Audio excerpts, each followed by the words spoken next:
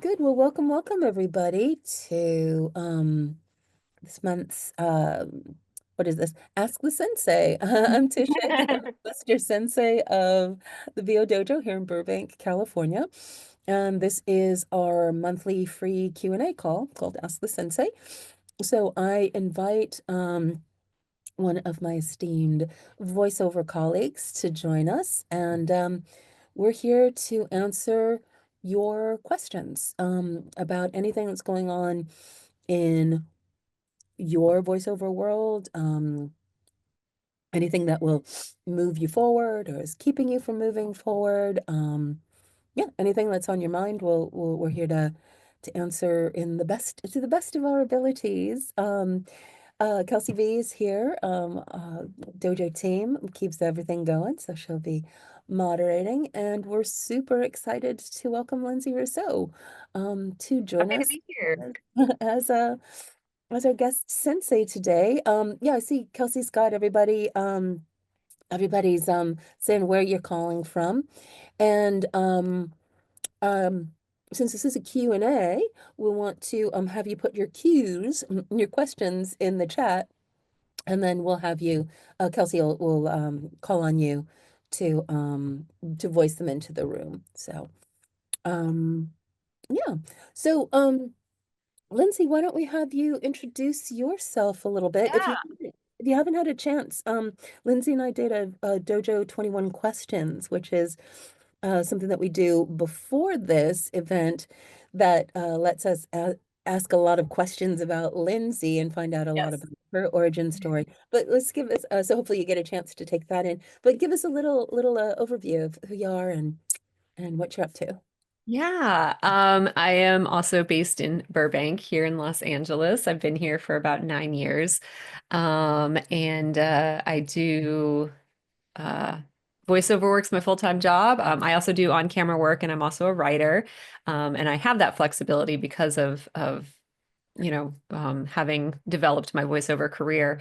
But before that, I lived in Berkeley, California, and getting to acting, getting to this career took the long way.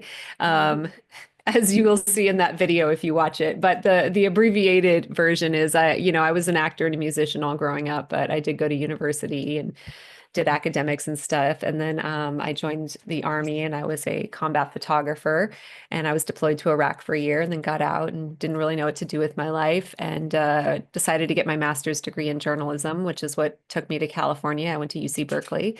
And I was an investigative reporter and working for PBS Frontline, and then just decided I'd had enough. My mental health was suffering from all the stories I was working on, and then also from PTSD from the military. So I decided to go back to acting and went back to theater because that's what I grew up doing, and did that in San Francisco for many years before discovering voiceover and kind of making the crossover because it paid a little bit better than theater did. And then did that for several years before deciding, hey, if I really am taking this seriously, and I was very passionate about video games, it's time to move to LA. And so I did that in 2016 and worked many, many jobs. When I quit journalism and went back to acting, I became a certified substitute teacher. I was teaching every day, going to rehearsals at night, performances on the weekend. And then I was also a brand ambassador for a couple different companies for granola bars and kale chips and things like that. And before I moved to LA, I was driving down here every weekend taking classes and getting to know the community, which really helped when I eventually picked up and moved. And then, every year just kind of was a little bit better than the year before. And then there came that year when it was like, oh, I think I'm making a living doing this. Maybe I can quit my side jobs, which is terrifying to do, as anyone will tell you when you quit that, stability, as fleeting as that may be. But yeah, I just happy to be here. And then, I've gotten really involved in the community. I'm on the board of directors for 𝗏𝗏. I'm the vice president of 𝗃𝗏𝗏. I'm on the SAG-AFTRA video game negotiating committee. And so, because so many amazing people were there for me in my journey. And I've always been that type of person that wants to give back however I can. And so that's another reason why I'm here, because it's like, we are a very unique community, and doing what we can to help each other is really important to me. Yeah, it's absolutely incredible. You're part of Building Doors as well, is that true? Yes. Oh my gosh. Thank you for reminding me. Yeah. So Building Doors, started by 𝗃cie 𝗿𝗃, is a organization that has a campaign to increase the roles and the visibility of women in traditionally male voiceover categories like sports, alcohol, cars, things like that. And it started with us, a group of women revoicing commercials that had been done by men.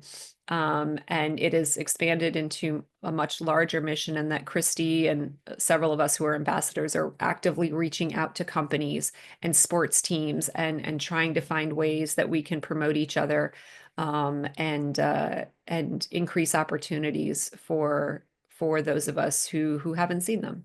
Hmm.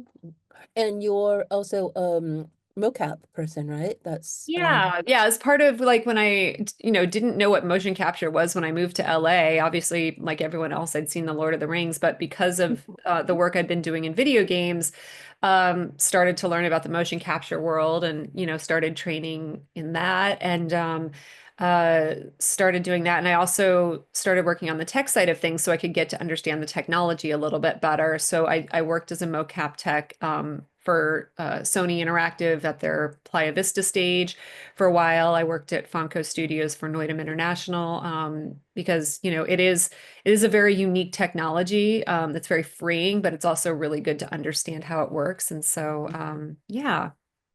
yeah, good. We'll just lay it all out, all the questions that Lindsay can. And you're also a dive person, right? I did. So I got back into diving. I got back into diving during COVID.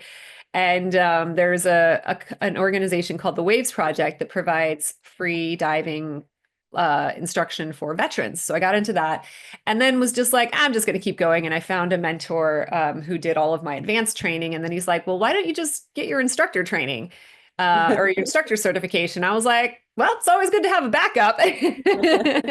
So I do have my dive instructor open water certification, and I do work with a couple nonprofit organizations throughout the year doing marine debris cleanup and coral restoration, both in this country and overseas. Yeah. So, And I have cats who like to jump into my Zooms. So so we're glad to have you here for this hour, because that sounds really busy. yeah. Busy No, like no, no. I just have a protest to worry about, or a picket to worry about. Good. Yeah. Um, cool. Well, how are we doing on the questions? Kelsey, do we have some questions? Yes, we have Emily Folger. Come on up if you can. If you can't use your mic, let me know. Yes, indeed. If you can hear me, it should be good. Yes.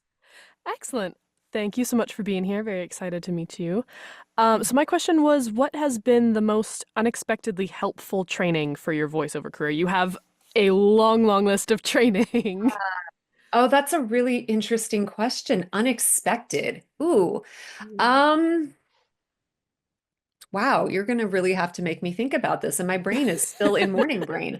You know, I don't know if it's well, maybe I don't know if it's unexpected, but I have to say I was pleasantly surprised that I grew up singing and doing musical theater and opera and all of that. And I was really excited to learn that all of that training transitioned seamlessly into my video game work, specifically call outs and efforts. Having a stage background, knowing how to support, project, all of those things, protect yourself vocally. And a lot of voice actors come from theater backgrounds, but not all of us. And I teach call outs and efforts in vocal health. And I can always tell in my classes when I get just as soon as I listen to them, I can usually tell if they have a singing or a stage background, because of just knowing how to utilize your instrument and how well that transitions over. And then it wasn't training per se, but like all of my experience in the military made me very good at yelling as well. So I guess that's training. I wouldn't advise anyone joining the military to like do video games, but I would say, yeah, don't, and I tell this to a lot of people, don't underestimate other things you've done in your life, because you never know how that's going to transition over. You know, one of my students was pre-med and then decided to get into voiceover. And she was like, oh, I just have all this background in biology and like nobody cares, blah, blah, blah. I'm like, Chica, you are going to corner the medical narration market. And she is now. Like, she can read that stuff like nobody's business and doesn't have to even think about it because she has that natural authority. So I think that's what's sometimes most surprising, either in my own work or in seeing other people's work, is that sometimes something that you think might be completely unrelated to your journey can end up enhancing it. Mm-hmm. Mm-hmm. I would say my opera background was kind of Yes. a similar thing, because I was training, and pretty early, pretty early on, recognized that wasn't the path for me. But I loved Same. I was like, I'm not going to be at the Met, but the work. So I would see Josh Groban coming in and out of lessons. Like on the way out, we were studying with the same person, but and then I was like, why am I spending so much money on this? And then it became the foundation for the Yes. 30 years career. Yep. 'Cause Absolutely. you know Absolutely. what to do with your voice, the nuances, the stamina. Yes. And stamina is really important for everything from like, obviously in video games, but like, I do a lot of tech narration. And then I don't personally do audiobooks, but my friends that do audiobooks, and they're sitting in their studio 6-8 hours a day. I mean, you've got to have stamina for that. Yeah. Yeah. Good, good, good. Good. What other questions do we have? Maria. Come on up, Maria. Yes, please, please. I think I know what you're asking, but yes, I would love to hear it from you. I loved meeting you, first of all, in Dallas at Voice One. Oh, yay. Okay, so it's two questions. My first Yeah. one is I love utility work. Yeah. So I started in anime, so I love doing all the background characters, incidentals. But I've noticed that doesn't apply to some of the other genres, or it does, but I'm just not exposing myself more to it, I guess. Or they're not seeing me as that, because I'm always cast as like 3 voice prints. I'm noticing it's consistent.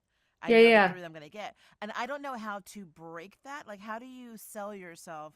Because I have the demo, but how do you sell Yeah. yourself to these studios? Saying I want to do these utility, parts and be seen as someone who can do more than these 3 voices and these 3 acting Right. styles. So, what is your advice on that? Because I know you have that. So are you talking about anime, video games? Even I do a lot of like audio. I've done video games. I've done a lot of audio productions. I'm with graphic audio right now and a few Okay. others. I'm at Coco Sound. And I noticed that they always cast me, and it's I don't even have to audition anymore. I literally Yeah. get Which is email. amazing, by It's the way. great, but That's the dream. it is, but it's like it's always those 3 styles, and I'm like, I can do so much more than Yeah. that. How do you Okay. market yourself for in Yeah. that way? So you're in Texas? Yes, I'm in Dallas. Okay, cool. Do you have representation? I do. I have a boutique agency. It's AB2. Yeah. Okay. Yeah, I know AB2. Yeah. Yeah. Okay. So I would say I am not in the anime world, but I have a lot of friends who are. And it sounds like you've got a really good foothold in there and know people, and they're calling you, which means you've got a relationship with them. Sometimes like it's kind of similar, like those of us that have agents, they kind of, if you've been doing something for a long time, they're like, oh, that's what you're known for. And they kind of will consistently work with you because they know that that's what you do. Easy peasy. And sometimes it's just a matter of reminding them that you can do other things. So for the people you have a relationship with and you are working for and they are calling you in, I would say it absolutely would not hurt you to reach out and just be like, hey, just checking in. and you can always flub this. Just updated my demo reel. You know, I've been really working hard with some new different voices, and I'm like really comfortable with them now. Just wanted to send them your way in case anything pops up that you wouldn't normally think of me for, that maybe now I would be appropriate for. That's completely acceptable. I would say for people you have that relationship with.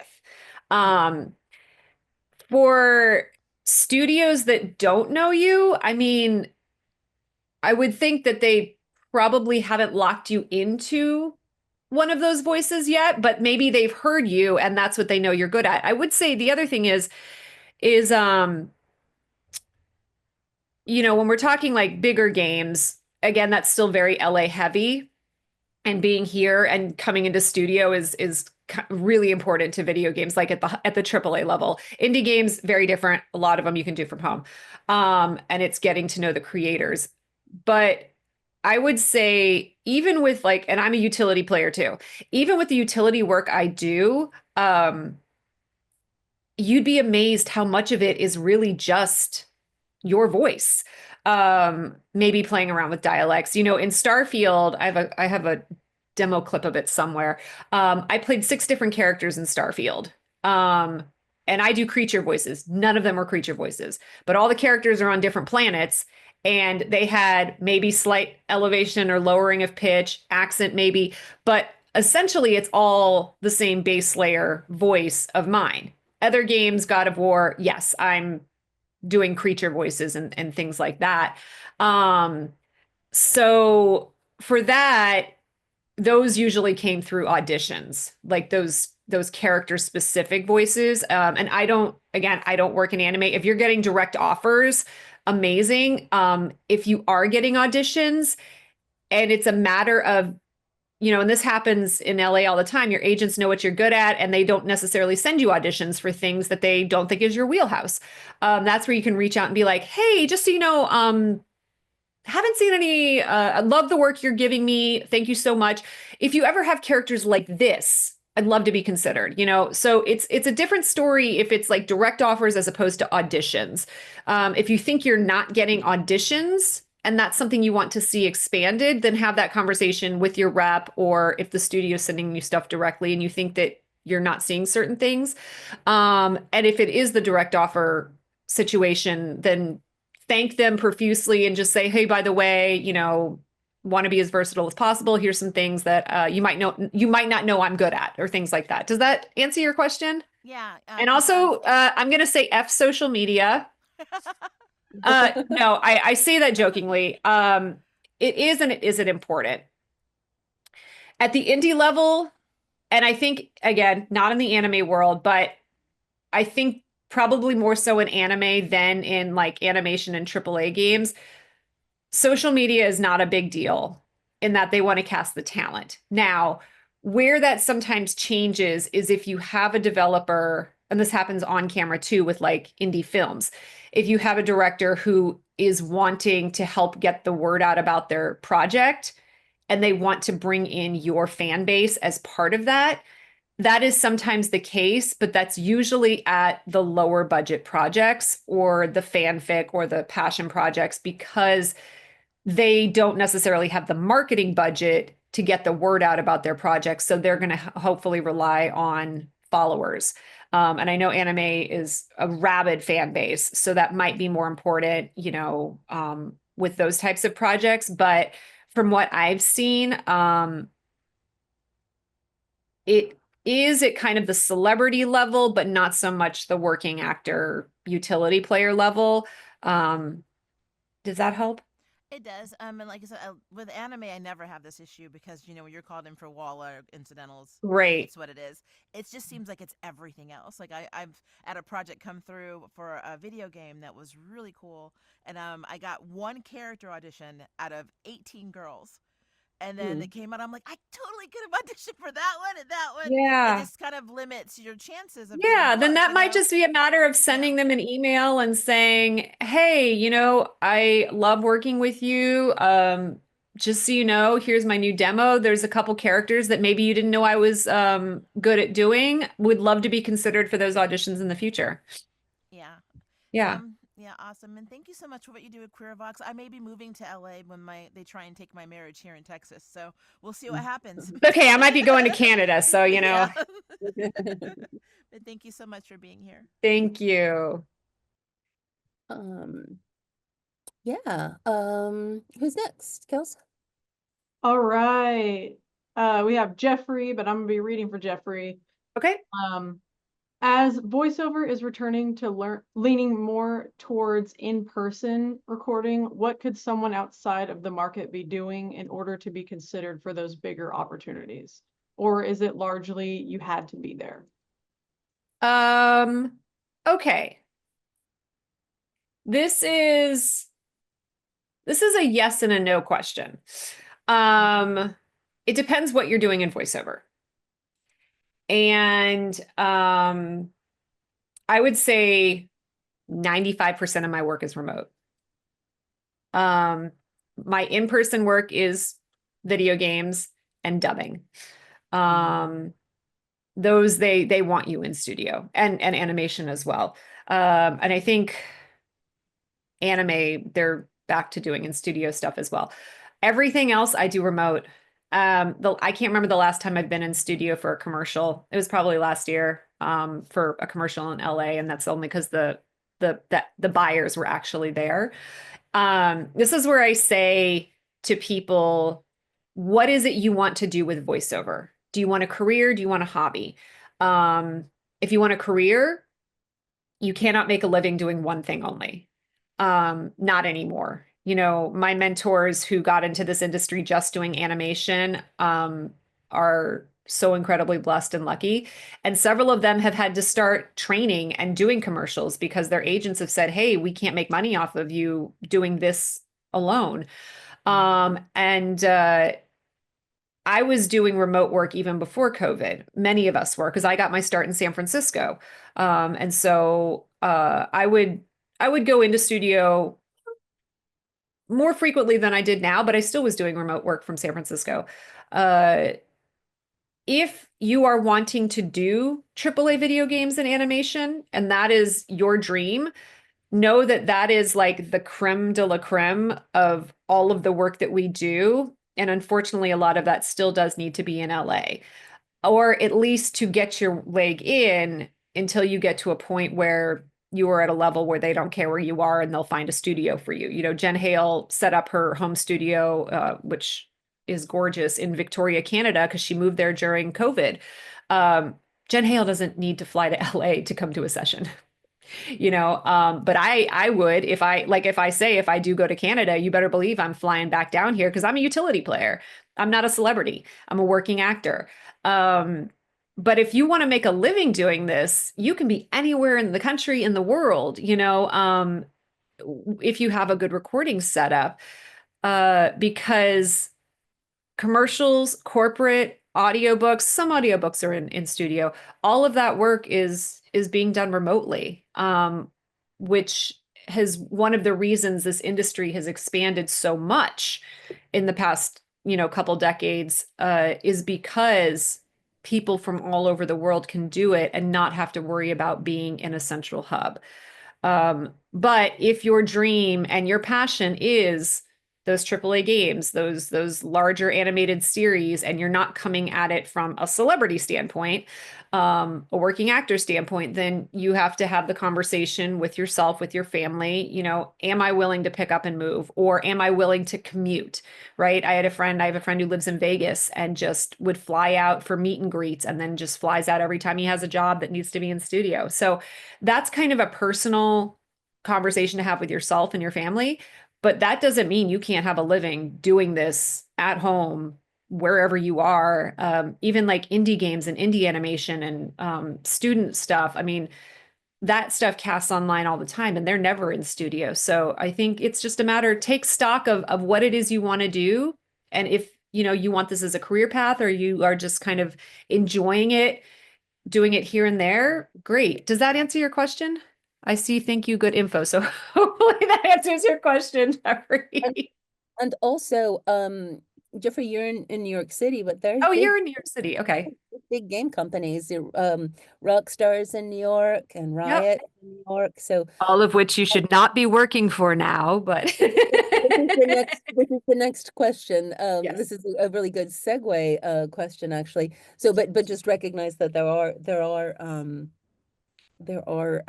are things happening in New York, video game wise. But yes, yes. but let's do that as a segue, Lindsay, since you are on the negotiating committee and you are part of the efforts, the strike, the video game strike that's been happening since July. Is that true? July of last year.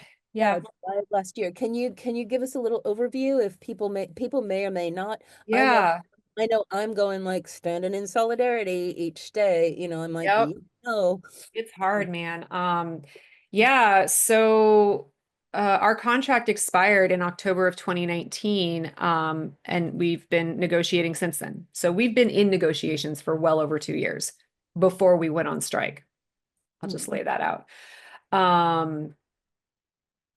It is literally about the existence of our industry and our careers. Like, I'm not being dramatic. That's literally what we're fighting for.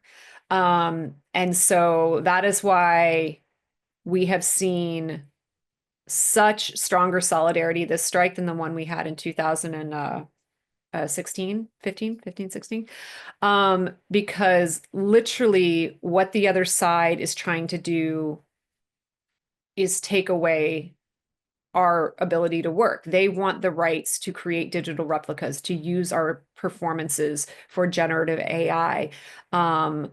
The last pass that they put out, which I'm allowed to talk about because we had an open meeting about it, said specifically that we'll give you AI protections from this contract forward, which means all the work that has been done in video games up until, say, February 5th, 2025, they can do whatever they want with, which means they have enough data already to completely eliminate us. So even when you see games that say not struck, grandfathered, those are called side letter 6 games, which is this weird loophole in the contract. I won't get into it. So technically it's not struck, but we are asking people to stand in solidarity and not work those games. And we are seeing it happen. We have seen actors recast. We have seen games come out without voiceover. They've had just the dialogue, or they've had just subtitles. We've seen games now trying to start casting in regional agents. I've seen, auditions come out from like my St. Louis agent. I'm like, what? And it's literally because that job could be your very last job in video games. And if we don't hold the line, there will be no more work for us in video games. And I know that sounds very doom and gloom, but like, I'm literally sitting in these meetings every week and it is that doom and gloom. The technology is advancing so quickly that if we don't hold the line somewhere, it's all going to be gone. And we're seeing this on the non-union side too, even though, yes, absolutely, in the UK too, like a bunch of actors from Genshin Impact, which is one of the largest games in the world, is a non-union game. And at least for the actors I know here in LA, because if you're part of Coda or 𝗏𝗏, like if you're on those servers, you see they're constantly posting, holding the line, holding the line. Genshin just had to put out a drop a month ago, had no dialogue for like half the characters in this new drop. And it's because the actors wouldn't do it. In France, all of the French voice actors in France have just now refused to do any more localization without AI protections and any more dubbing. They will not do anything. So now France isn't getting anything done in their language. That's what it's going to take to get these game companies. And it's a handful of them, because the really exciting news outside of all the doom and gloom is that over 160 games have signed onto our interim and tiered budget agreements, which have those protections. And as of a couple of weeks ago, we haven't put out a press release because we're still in negotiations, but we checked in with pension and health, and we had, as a union, more earnings on those interim and tiered budget games than we did on side letter 6 games, which means we are now making more money off these new games some have never worked with the union before. We're now making more money off these games than the ones that are trying to hold out. And we've seen games flip. Some we couldn't go public about because they didn't want to, but we have seen big companies flip their games because the cast came back to them and said, we're not going to work. And when you're halfway into a game or you have a lead actor who's not a celebrity, but they've done a year's worth of work, that has a lot of power. And so I think the other thing that this strike has done is shown just how much power we have when we stand together and when we just ask the question, hey, can you flip this? We now have a student agreement. We have a game jam agreement. We now have a demo agreement. So it's like we literally flipped a game that had a budget of like, I don't know, $20,000. Like we can work from the tiniest micro to the biggest multi-million-dollar game. But yes, thank you. I was going to mention that later. Please come to the picket. I know it seems very frustrating, especially like I finally had like a lead role in a video game before the strike happened. And then I haven't worked a game since last year and I've turned down recurring roles and, you know, it's especially harder. And I get it. Like you're trying to you get a good role offered to you and you're like, gosh, I need those credits. But it's really important to think a couple things. One, you have no protection, so they can take that performance and do whatever they want, never hire you again. The other thing is you could be replacing an actor who's holding a line. And we had Call of Duty Modern Warfare came out last month, 2 months ago. 2 actors were replaced on it. Julie Nathanson, Zeke Alton were replaced in that game. Their voices were. The fans, they didn't say anything because they couldn't. The fans were like, this is weird. These aren't the same voices. They had been recast. But the game developers didn't say who the actors were. So just know that if you get an offer for something that looks really juicy, you could be taking away work from someone who is standing in solidarity with the union. So I always say, if you want to get someone to flip it, tell them Soundbox LA is doing all of the paperwork for free for production companies. Send an email to me. All of us on the committee are like, please email us. We will personally handhold them through the process. We've made it that easy. So yes. And if you were in LA, we have a picket at Warner Brothers today at noon, gate 5. That's their little hidden gate. I know. And yes, the other thing that makes this different than the last strike is that we are absolutely in solidarity with the creatives and the developers. We're in opposition to the lawyers and the businessmen and the accountants, right? I have great relationships with devs that I've worked with. I think we all probably do. And they're getting fired left, right, and center too. I mean, I'm sure you've all seen the news over the past couple of years. The game industry has just been laying off people across the board. And those people are feeling their jobs being threatened. And so we actually have unity this time and see this as a larger labor issue, and that AI is coming for writers, it's coming for paralegals, it's coming for nurses. So this isn't just a whiny actor problem anymore, right? This is an existential threat, which has now unfortunately been even more accelerated by what's going on with Dojo, because we're now even seeing federal workers being laid off and they're already implementing AI programs to take over some of those jobs. So not to get political, but it affects all of us. And if you are in LA and can come to a picket, it is a fantastic way to become a community. If you've never done a game or you just want to do it, you get to meet so many people and you get to hang out with them, like just meet them as people. So it's a really great thing to just be there and be part of it. And will there be more pickets regularly, Lindsay? We're discussing that. We have an amazing organizing group team, and if you are interested in, like, if you work in games and you want to get more involved, I can connect you to our lead organizer. We have a great like steward system where basically we have like team leaders up here who get info from us and then disseminate it out to everybody else. We're doing mixers every week. Even if we're not out there doing pickets, we've got open mixers every week to get people informed. If you work in games and you are a union member, there is a town hall on Friday, which they just emailed about. Sign up for that if you want to know what's going on. Thank you, Ave.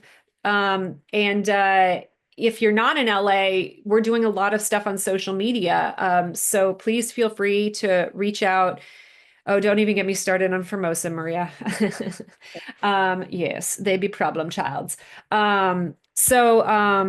Yeah, it's an amazing way. And we're just trying to get we're trying to get the information out there because so much of this problem is disinformation and people not being informed. And so the more that people learn, the more that we can get people connected to other people and spread the word.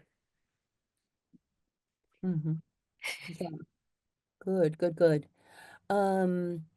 Excellent. You want to segue to announcements, Kelsey? And then we'll take some more questions. Yes. Okay, so we have our You Should Do voiceover launchpad and workouts coming up on the 17th. We're already almost sold out, so if you want to join us for that, I will drop the link in the chat.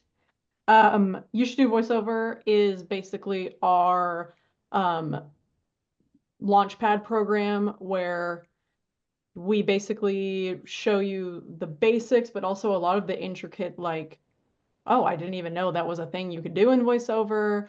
And then there's also really great community exercises that we do. And you're working with Tish, you're working with a professional who coaches you.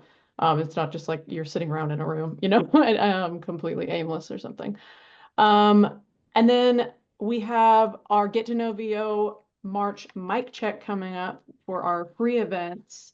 We're having Vintage King, who is a pro outfitter, audio outfitter, bring in Matt Myers, who has been doing audio for a very long time in LA. Basically going to help you guys figure out which mic works the best for me, you know, what kind of techniques do I need to be doing on my mic, everything like that. So I dropped that in the chat. And then right now for our fight clubs, we have a sale going on right now where if you buy 3, you can save $60. And we've got a lot of great people coming in. We've got 𝗟𝗵𝗺𝗀𝗀𝗃 𝗃𝗶𝗵 coming in for interactive toys, which I'm super excited about because I've always wanted to do toys. We also have animation with Emmy-nominated voice director Ashley Wynn DeWitt, who has done like Jessica's Big World and the second best hospital in the universe, all kinds of incredible, insane projects. And then we have promo with ACM Talents Andrew Atkin, who has been in the industry for quite some time. As Lindsay mentioned, there's also the Warner Brothers Picket Gate 5 at 12. It's a great place to network, great place to get in touch, and you never know who you'll meet at those places, honestly. You really don't. You really don't. We are also Sean Astin loves to come out and be there with us. Yeah. So yeah. You just never know who you're gonna meet. Even just I go to like random theater shows and I'm like, oh, you're Sanji from One Piece. Hey, nice to meet you. Yeah. We're also sponsors of VO Atlanta. So if you're gonna be at VO Atlanta, we're gonna be there. You're gonna get to see our mugs in person, our beautiful mugs. So come up to the table, say hi. We're gonna have free swag for you guys. I believe 𝗃𝗄𝗃, which Lindsay is a part of, is also going to have some panels. So yes, we have a voice and gender panel on Saturday at 6, and then we've got an authenticity is awesome panel on Sunday at 9:30 in the morning, right before we fly out. I think all of them are recorded. So even Yes, if I think so. Yeah, I think you can buy, I don't know if you can buy a virtual pass or not, but that's definitely. I feel like that was a thing at some point. I don't remember now, but yeah. And then lastly, but certainly not leastly, which is totally grammatically appropriate, we're having a voice acting in the Bay Area event with the Dojo. So basically, Nest Music Show is putting on an event. It's like intro to voiceover. If you know anyone in the Bay Area who's been wanting to get into voiceover, but they don't know, like, I don't even know where to start. They're early bird prices right now, so they're pretty good. That is April 10th. I'm gonna drop it down below. Hold on. There you go. It's April 10th, 5 to 9. Tish will be there. And there's also going to be a Q&A of voiceover pro people there. I believe there will also be headshots going on, if that is correct, Tish. I think that's right. Anyway, so it's like a micro class basically of the VO Dojo. Tickets are pretty good right now. I dropped that in the chat, and I think that's everything. How do we stay in touch with Lindsay and all the goodness that she's doing? Yes. So I'm going to drop that in the chat as well. Her Instagram, LinkedIn, and some of the podcasts that she's on, including the No Sleep podcast and the Invenio Expeditions podcast, which is dropping this spring. All right. Into it. What other questions do we have? We still have a little bit of time. I actually have a question myself that I would love to ask. Yeah. So Lindsay, I'm wondering, how have you and how do you cope with feeling stuck in your journey? And Yeah. like, what do you do? Because I'm personally right now, I'm kind of in a, I feel like it's like that thing. Acting is the fastest, slowest career on earth. Like Yep. when it happens, it hits and it happens. And boy, when it's not, it's Oh, yes. Oh, yes. process. That never goes away. Yeah. I would say, honestly, for me, I'm always training. If I feel like, gosh, this has been going really slow, what's going on? And I have now coaches that I go to for specific things. I've got my promo and commercial person, my animation, my video, I've got people I train with for all of those specifics. And a lot of it is sometimes it's just a matter of you're actually not doing anything wrong. It's just not hitting. If it's appropriate, I will occasionally reach out to my agents just to check in. But that depends on your relationship with your agents, who your agents are, because you don't want to be that person who's like, why am I not booking? Why am I not booking? Like I'll usually check in like once a year and be like, hey, just wanted to see if there's anything I can change, blah, blah, blah. But for me, it comes down to training. The other thing, which I talked about a little bit earlier, it's diversifying because this industry is very unpredictable. Like I said, games are like my bread and butter, and I haven't worked a game since January of last year. Luckily, I've been doing a lot of corporate tech narration and a lot of commercials. So I think being able to work in multiple genres is really helpful so that if one starts to slow down, you're not losing all of your eggs in one basket, which I guess is a bad metaphor considering how expensive eggs are. But that's one thing. Focus on things that are going well and, getting work in those industries. If you are finding yourself only working in one area, get into training to divert, to get into those other areas, and then, check in with people, check in with coaches, check in with people that you trust, either coach with them or send them an audition and be like, hey, are you hearing anything? What's going on? But the one thing I have learned, which I'm sure you've all have heard, is that it's selection, not rejection, right? You getting cast has like 98% of it has nothing to do with your talent. Your job is to be as prepared and trained as possible. And then everything else is out of your hands. Unfortunately, because I'm right there with you. I'm like, and I have this conversation with JP all the time. I'm like, why can't I book animation? What is going on? Like, why can't I? And he's worked with me. He's listened to my stuff. He's like, yeah, your stuff's great. And I'm like, but I can't. And he's like, you're fine. And sometimes it really is that. It really is a matter of, well, there's names on our roster that are bigger than mine. And that's it. Or they hired a social media influencer to do this role or whatever. There's so many things that you don't know that are going on in the background. But as long as you are not being stagnant, I'm a big active person. Like I'm a firm believer that you need to do everything you can within your control, which is being prepared, being ready, doing the training, doing the work, making yourself available for work, and then recognizing that everything else is out of your control. And it's hard. It's hard to just like, you got to audition and forget it, and audition and forget it. But if you really truly think, maybe something is off with what I'm doing, check in with people, right? Because we live in a little bubble. We live in our little booths and we don't usually get feedback.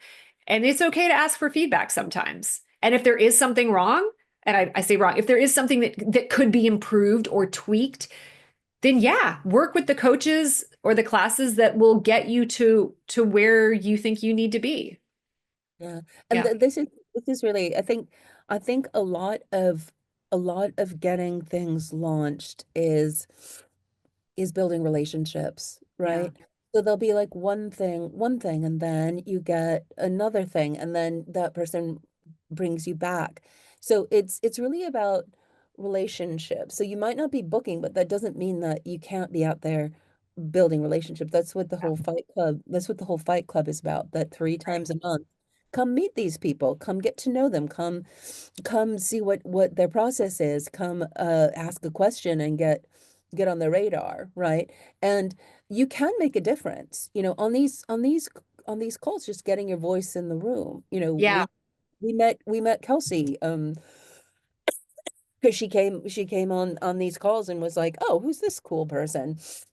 And obviously it's been building relationships for a long time, but I think it's a lot of trusting that you're building relationships as well as your skills, right? You don't just want to have a little booking, a little booking, a little booking. It's ongoing, right? Yeah, Yeah. exactly. Mm. Yep. Cool. Actually, I met a director at the Fight Club, and I just realized that she put me on her close friends on Instagram. And I was like, oh, okay. There you So, go. Build up Amazing. relationships. Yeah. Yeah, exactly. Yeah. I see some hands. Maybe we can go to the hands, Kelsey? yes, Maria had a question real quick, and then we can go to hands. Mine's more like just vocal health. Yeah. Mhm. Always looking for things to help because me and Kelsey live in a very dry area, and I had a tornado literally rip through our neighborhood yesterday morning. Oh, crap. So yeah, it was. We didn't know it's actually hidden. No one knew. Like we did not know there was a tornado. They said, yeah, it was a tornado, not just straight winds. So, but because of that, our voices are drying out, and so I'm always yeah. looking for things to help. I have a breather that I've been recommended by a speech pathologist, but I've Great. noticed the past 2 days I feel like I'm swallowing bricks, no matter how much I hydrate. So do you Yep. have any like try or true methods? Yeah, for I vocal mean, health? LA is dry. It's not Dallas dry humidifiers, air filters. I have 2 air filters in my bedroom, an air filter in my den. Like I've got air filters all over the place. But then if you are really having an issue with dryness, you better get some heavy duty humidifiers. The other thing is there's face masks that you can wear that will moisturize. I have some singing friends that use them. Nebulizer thank you. That help with that. Because you're right, hydration alone isn't going to coat. So you've lost, like your vocal cords are probably hydrated. You've lost the coating. Yeah. I also am a big fan of like raw honey and things that will coat those cords and help keep them moist. But you need to restore that moisture, which where you are is going to mean like, Yeah, that was some- not to interrupt you, but the biggest problem I'm having please. is so many things that I'm being told that are amazing. I'm diabetic, so like honey is a no for me because Okay. it just hits my. Then I would try humidifiers, nebulizers. I don't know if you can do aloe. Aloe is sometimes really helpful, like Okay. aloe gel. But it sounds like, and even if you do it like not the whole house, but maybe outside your booth, or stand in a hot shower, or put the shower on in your bathroom and stand in there and let the steam just get over you. And then also make sure you've got air filters, because it could be dryness, but it also could be particulates. Like with the fires and everything we had here, I had my filters running on high nonstop, just because there's particulates you can't see that could also be affecting you, even if you think it might just be the dryness. It could be the sand that's blown up when there's a tornado, and like when we have the Santa Anas come through here in LA, it's a nightmare, right? Allergies are peaking. So I think it might be a moisture thing for you. So I would try humidifiers, I would try steamers, nebulizers. I can't for the life of me remember this thing that my singer friends used, but it's like a little oxygen mask, but it like moisturizes at the same time. Now I'm gonna have to be searching for this. There's also xylitol is something that you might want to check into, because that's sugar-free. And Yeah. and it adds to the saliva production. So that would be a good thing to check out. That's with an X though, right? XY? Yeah. Okay. 𝗟𝗏𝗃. Yeah, Xylitol. XYLITOL. Yeah. Yeah, I'm putting it all in my notes for now because I am going to look into the air filters. I live in an apartment. They're very strict, so I need to see if that's something they'll Oh, let you just me plug do, them in. but- You don't put them. You don't I put just them. okay. Just maybe plug them not. in. I literally have one here, one out there. Yeah, they're not in. They're not anything you install. And then just make sure you get a good one that's got a HEPA filter and a charcoal filter, and you clean. You change out the filters, all of those types of things. Okay. Awesome. And then my second really quick one is efforts. I know you are amazing at them. What is your training? I know you're military, but I know Yeah, you do it. honestly, a lot. It mostly comes from singing and theater. Like that's Okay. where I learned to control my breath, manipulate, and speak at elevated ranges for many hours.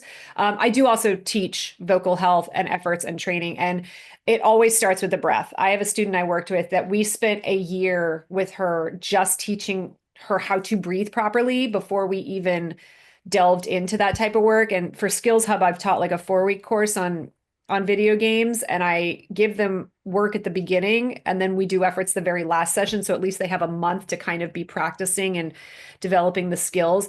It is a slow process. If you have not been a musician or like a hardcore athlete and learned how to use those, your vocal cords and your diaphragm and all of those, all of those muscles the way that they need to be utilized to help you perform safely, it takes a while. It takes months and even longer than that, right? You're literally training for the Olympics and you're training muscles that have not worked that way before. So it's not like there's one thing I can teach you and the next day you wake up and you can scream, right? It's about strengthening those core muscles. So even if you don't want to get into like, money's always an issue, like start doing things that are going to strengthen your core. Pilates, sit-ups, whatever. There's online videos. Like I've even put out short little videos about like, here's how to make sure you're breathing properly, but absolutely know that it is a long process. Don't dive into it if you are not ready. And I have friends who have taken jobs and they ended up being stressful and then they were out of commission for weeks. Like you don't want to do that to yourself. So yes, singing helps, breathing exercises, anything that will strengthen those core muscles and make sure you're not putting tension on your throat. Okay, Yeah. awesome. Yeah. Awesome. Well, we're right at the top of the hour, so Yeah. if anybody needs to roll, thank you so much for being here. And Lindsay, if you have a I couple more, do. Yeah. we can take a couple more questions. And if you need to roll, you can listen to the recording. We'll have the replay out. Thanks so much for being here. And Okay, I found one resource. Maria, you've got me thinking now, but I just found one resource that's vocal mist. So yeah, I'm gonna be thinking about this for the rest of the day. So I appreciate it. Thank you. yeah. Yeah. So cool. Well, let's take some hands questions. Kelsey? Okay. Evan, come on up. You're muted, my friend. Oh, sorry. Yeah, apologies for being late today. My question was, in terms of marketing yourself for jobs in this industry, how important is it to interact with the player base on like YouTube or social media? Like the example I'm thinking of is Maggie Robertson, Yeah. who was Dimitrescu in Resident Evil. I know that she I know. did. Yeah, I know that she did a bunch of stuff for Resident Evil Village on YouTube with some of the other actors, and she ended up getting like more high profile alt work later on with like Ragnarok and Baldur's Gate 3.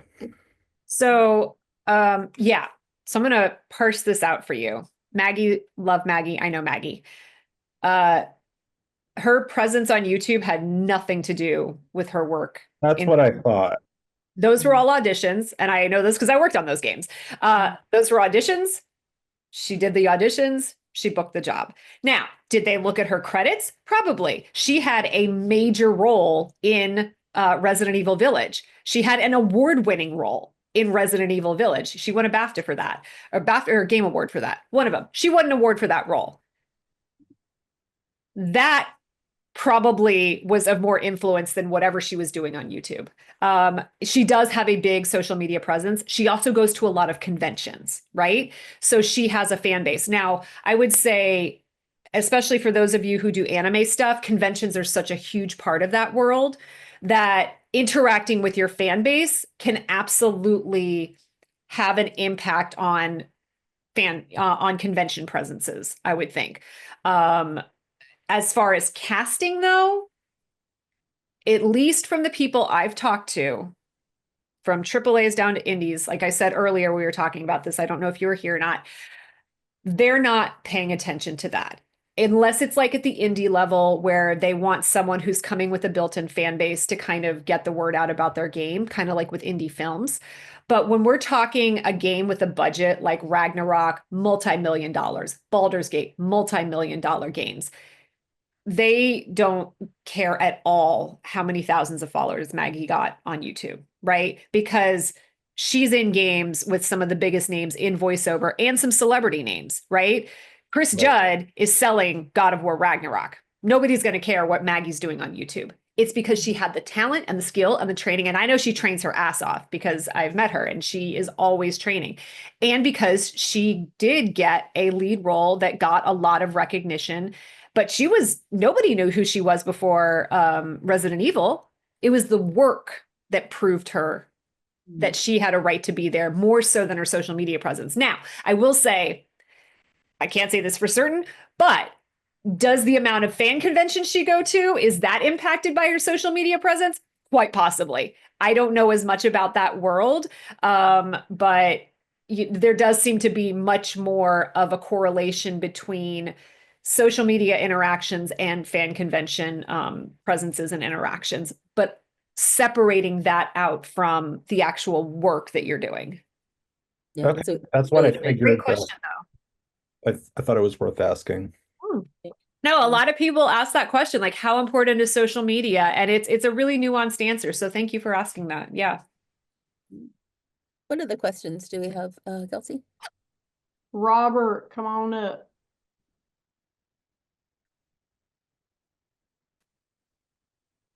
Sorry, it also took me some time to find the unmute button. Hey, Robert, good to see you again. Yeah, I know. It kind of feels like we just spoke a few days ago on Skills Off.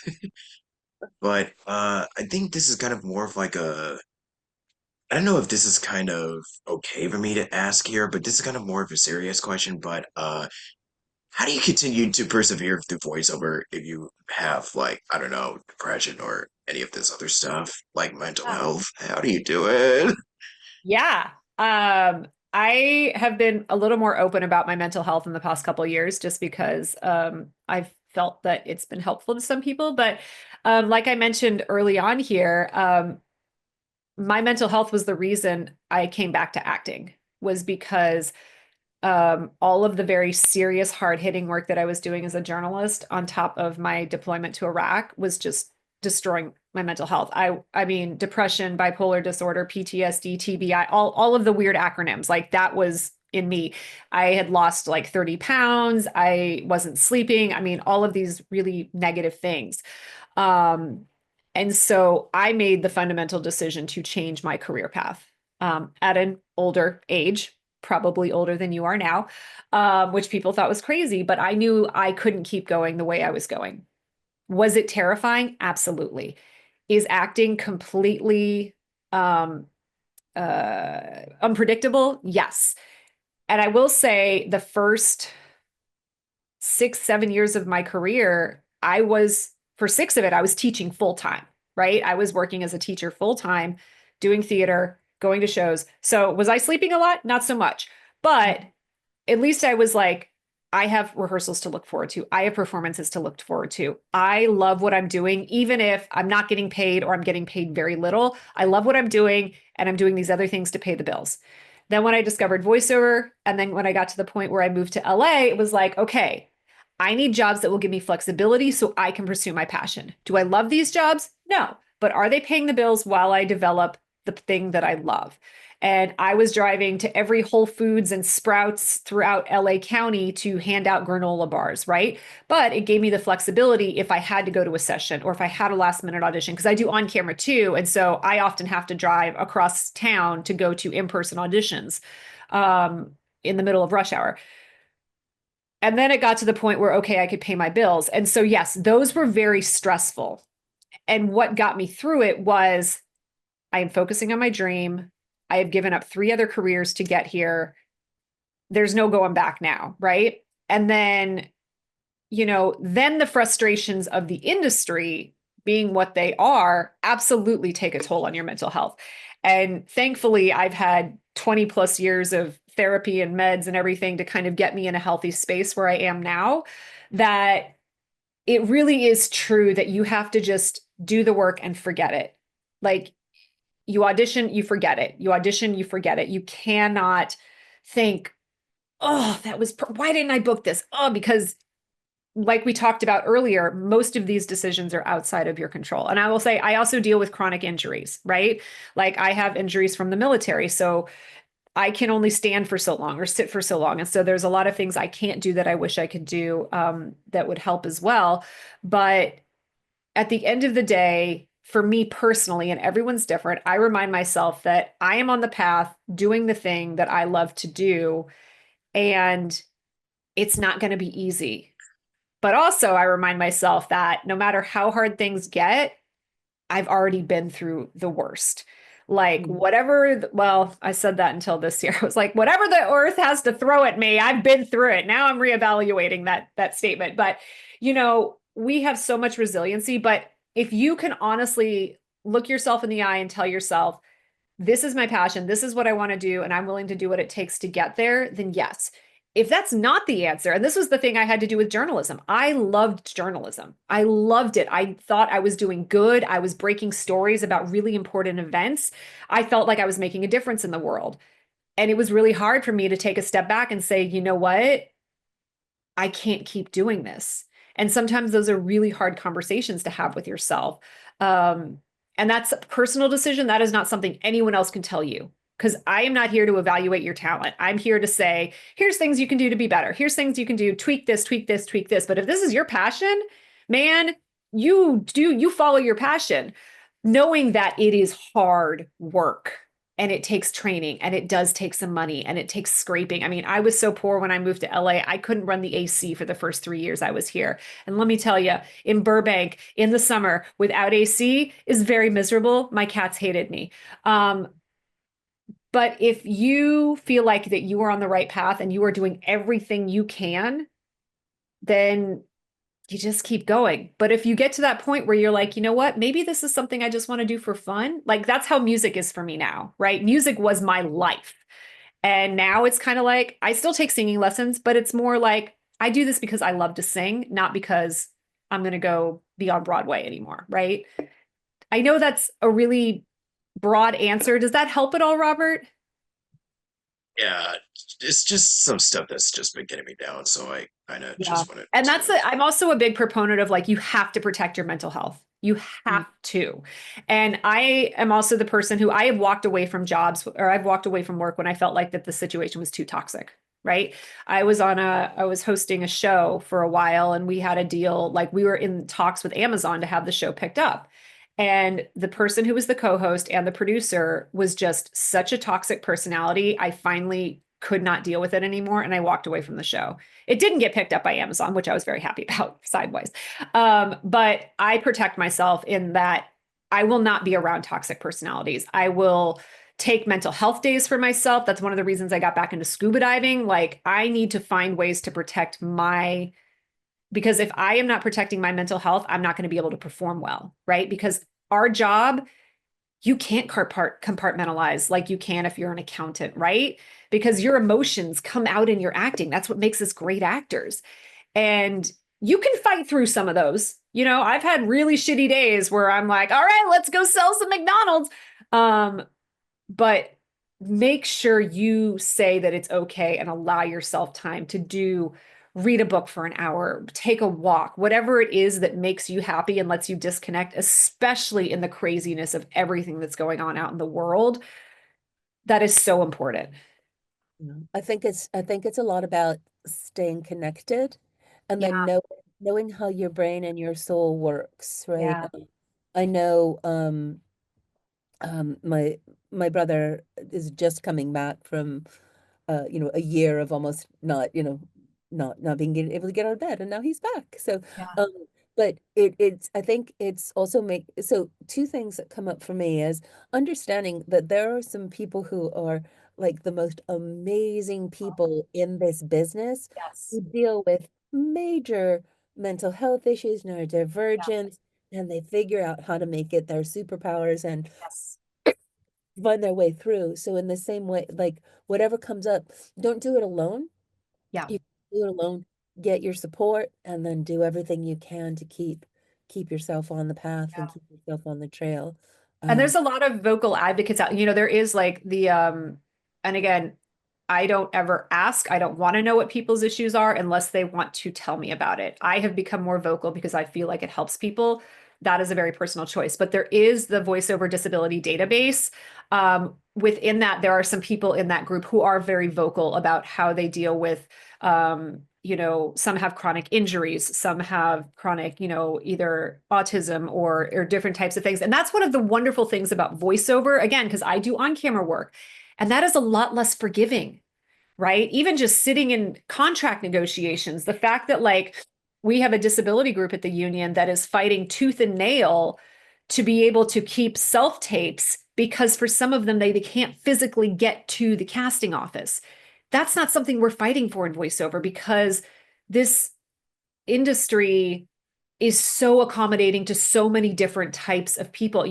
There's audio description people who are, low sighted, who are doing it without being able to see fully. You've got not 𝗠𝗏𝗄𝗧's, oh my gosh, the famous director, the animation director. Oh my gosh, I just blanked on her name. She lost her vision. So it's like there are so many of us, and like Trish said, find someone else out there who's dealing with similar things. And this industry lets you figure out how to work. Like if I'm having a shitty day, I'm like, you know what? I'm not going to record right now. I'm going to take a break. I'm going to go watch an episode of Mythic Quest. I'm going to laugh a little bit. I'm going to pet my cats. Then I'm going to go in the booth. As opposed to you have to be on set tomorrow for 15 hours and you have no choice over it, right? That's the things I tell myself. We are so lucky that this is the path we want to take because of how accommodating it is. Yeah. Good. Well, let's thank you, Robert, for sharing that. Yes, thank you. And that you're not alone. Keep on reaching out and keep on talking about it. Andrea Romano. 𝗃𝗏𝗄𝗏 has safe space meetings too. If you are in 𝗃𝗏𝗃, I know they do safe space or CODA does safe space events too. Yeah. I think it's Andrea Romano you're thinking of. Thank you, Andrea Romano. Yeah, she lost her sight, and I mean, obviously not a voice actor, but she was still directing. So yeah. And there's some animation folks who I've talked to, old school animation, like Bob Bergen was telling me a story of, and I can't remember the name of his act. I'm so bad with names, but it was a very well-known voice actor, and he was like in his 80s at this point. Still sharp as a tack. And he remembers him coming into the studio to record because it was group recording and he had to sit because he couldn't stand, he couldn't see. So they'd read the lines to him before he'd record and then just went. So yeah. Yeah. Well, let's finish up with one last question. Thanks, everybody. All right. I've got a question and then I'm going to let Kevin go. My question is, Lindsay, what do you recommend for someone who wants to get into theater but hasn't done it yet and is kind of having a hard time breaking in? Yeah. As a grown ass woman. Is this a question for you, 𝗃ecie? Yes. Okay, great. You're in Dallas? Yeah, I'm in Dallas. Okay, great. Gotta start small. Okay, theater, start with the training. Go to your community college, find what theater schools are you're in Dallas, you're in a major city, right? Mm-hmm. I guarantee you there are improv studios, community colleges, anything that offer theater classes. Get into theater classes because it is very different. It's going to be about script breakdowns. It's going to be about all different types of things. it's a whole technique in and of itself, but get into classes because theater is something you can't do by yourself. And I tell people in voiceover, like if you've never been in a scene study class or an improv class or somewhere where you're interacting with people, I can usually hear it in your reads. It really helps because then you do live in a booth, but with theater, it's all about reacting to that other person as well. So get into classes, figure that out. And from there, you'll be in the community, right? Once you get in, you get to know people. That's what, when I went into theater in San Francisco, I'd been out of the industry for 20 years. Resources like Backstage, San Francisco had the Bay Area Theater Club as well, which was a listserv, which posted audition postings, right? Backstage didn't used to do on camera and voiceover. They started as a magazine publication in New York that listed all the auditions for the week, right? And that's still where most theater auditions come out. Again, check out community colleges in your area, find out where they're posting their auditions. I guarantee it's not Actors Access, it's not casting networks. Occasionally it is. Occasionally in LA, I've seen some postings on Actors Access for theater. But once you get into those classes and you meet the instructors and then just ask questions because it's all tied together. I learned that in San Francisco. I was doing shows all over the Bay Area and I would see the same directors, the same actors, even if we were 45 miles apart. One show is in Marin and one's in San Jose, and I'm seeing the same people, right? But please do it. Theater is one of the most beneficial things you will ever do. Even if you don't want to be on stage, you don't want to perform, just learning how to do scene breakdowns, character breakdowns, deep diving into text, learning to interact with people, learning different tools. I also do not subscribe to any specific theater school. I believe some people are purists. They're like, I'll only do Stanislavs or I'll only do, whatever. I believe in taking a little bit from everything and finding what works for me, but you might find someone and just latch onto it. So if that helps, outside of that, I can find out if I know anyone in Dallas and see if they have any recommendations. Yeah, half of acting is reacting, and it's either to someone else or to yourself or your imagination, which we do in voiceover. Yes, I love improv. So improv also. Improv will help you no matter what you're doing in voiceover. Improv for the win, because to be able to act, I use it probably in commercials more than anything else. Like I've gotten booked on commercials and they're like, oh, we wrote your pre-life into the script. Oh, we loved how you did this. Okay, well, we've got to cut it for time, but like that's what booked you the job, right? And the same thing with video games, adding in efforts and sounds and like, oh, motherfucker, things like that. And it gives and helps you with timing, right? Yeah. And it's fun. It's fun. It is. Yeah. I have one of my favorite directors from my theater days here is a professor at University of Dallas. I can see if I can. There you go. Yeah, and it's like I found my theater acting coach out here because I used to train at Berkeley Rep in Berkeley Repertory School of Theater, which was founded by what's her name from West Side Story. Anyways, I asked the head of the studio there, who was amazing, who I trained with for years and years. I was like, hey, who could I train with in LA? And she's like, oh, one of my former students who went to ACT, and so I started training. It's like, it's all connected. And now he's in New York. And, it's like, yeah. Look at that. Someone's already, look at Maria. Maria's all, she's on it. Cool. Well, let's finish up with Kevin's question. Hey, Kevin, what question do you have? Oh, hi there. Hi. Hang on, just a minute. Great. So the question is about voice acting. So I know how much I love voice acting. I just need to find your demographic somewhere on the IMDb profile thing of yours. Let me load this thing up. Hang on. Because I've just done so much animations that you were in. Just loading it up.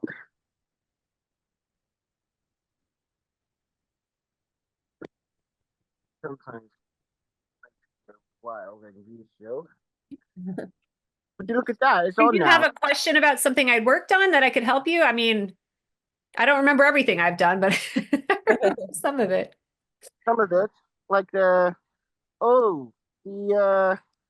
Now I remembered. So, the Atlas and the Stars. So, I know you're the voice of Nebula. How Nebula, yes. So what's your question, What's Kevin? what's your question? For Lindsay to share what that experience was like? Yeah, what was Nebula's voice like? Oh, Nebula, this was a really fun project. So again, don't ever say no. This was a student who came to me years ago. I don't even remember how I connected with her. It might have been a Twitter thing. And I two of my roommates are animators, so I love working with students. And she had this project she was working on, and she's like, I got a couple characters. Can you audition for them? And I did. And I was like, well, they're aliens. Do you have any idea as to what you want them to sound like? And she's like, no, just kind of give me your take on it. And Nebula is this like kind of weird cat alien creature. It's the cutest show. You can find it on YouTube. There's one episode out because she is doing the entire show herself. The second episode's coming out soon. So it's like each episode takes a year, but they're fully 30-minute episodes. So Nebula could have just been like, she was a little cat girl. And for whatever reason, I was like, the script, again, script breakdown, script analysis, the script, she's very like blunt and abrasive and always questioning her boss and like constantly getting looked over for promotion. That I was like, you know what? My East Coast vibe is coming out. So she ended up becoming something like this. She's this little cat alien and she's just like, you know what? I'm not going to take this I'm taking this job. Do not give me that guy to assist me. And it just kind of, this is where it's really fun in this industry, where a lot of times I'll go in for video game sessions and I'll have weird alien creatures and I'm like, well, what do you want this to sound like? They're like, we're not sure. Let's play around, right? And so not going out of left field, but taking the information you have, the character description, the script, or whatever the director is feeding you if you have nothing else, and working together to be like, yes, that's it. And I gave her a couple different options of what she should sound like. And the director was like, that's the one I like. And I was like, amazing. And that's how we did it. You play and you don't censor yourself. Yeah. Very, very good. Stanley, what was her voice like? Could you do the voice of her for me? I did just earlier. She's just this like New Jersey broad who doesn't take any shiznit from anybody. I mean, she's still you can look up the YouTube. I can find the YouTube video and post it in the chat.